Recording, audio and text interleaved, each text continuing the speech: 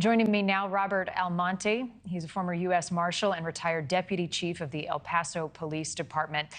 This doesn't get more urgent when you talk about a manhunt than someone who is accused of carrying out these horrific and violent crimes. I want to start with the clues that we have so far that police have shared publicly, starting with his car that was found at this boat launch about 8 miles from Lewiston. How does that inform or appear to be informing this search effort?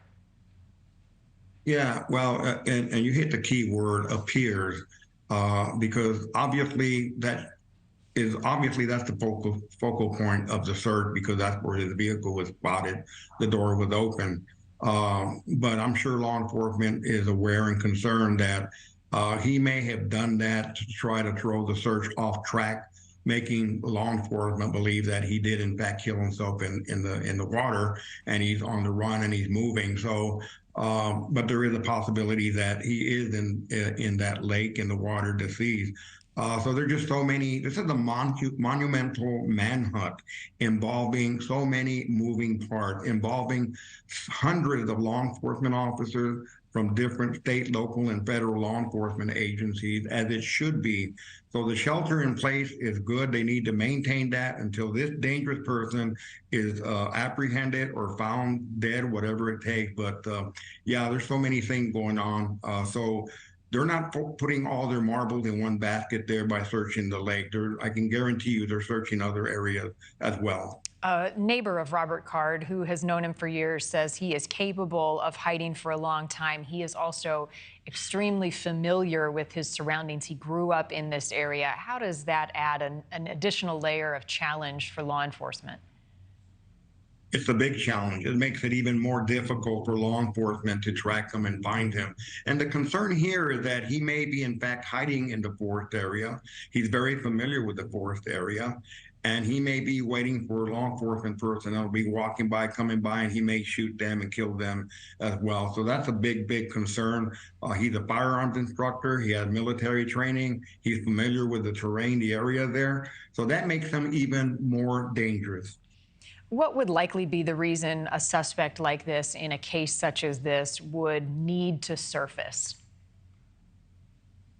Well, I would think that at some point, if he's still alive right now, he may be thinking that he's tired of running and he's going to expose himself in the hopes that law enforcement engages in a shooting with him, and he'll shoot some officers and then eventually kill himself. So that would be the only thing I can think of, because, I mean, he's already killed several people.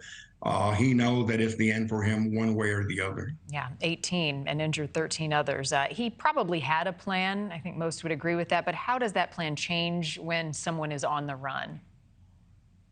Yeah, well, he did have a plan, and he planned this shooting, or these shootings, from the get-go.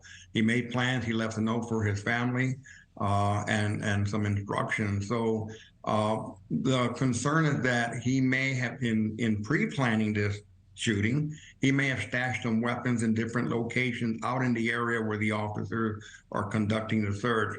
How things can change is if the officers are blocking his access to those locations. So that's how things can change from one moment to another.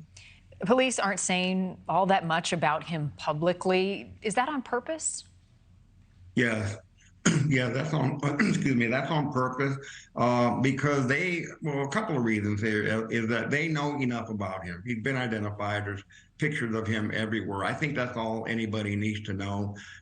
We don't need to build this guy up as some kind of a, infamous person or hero, I should say. So I think they're just giving enough information, need-to-know basis.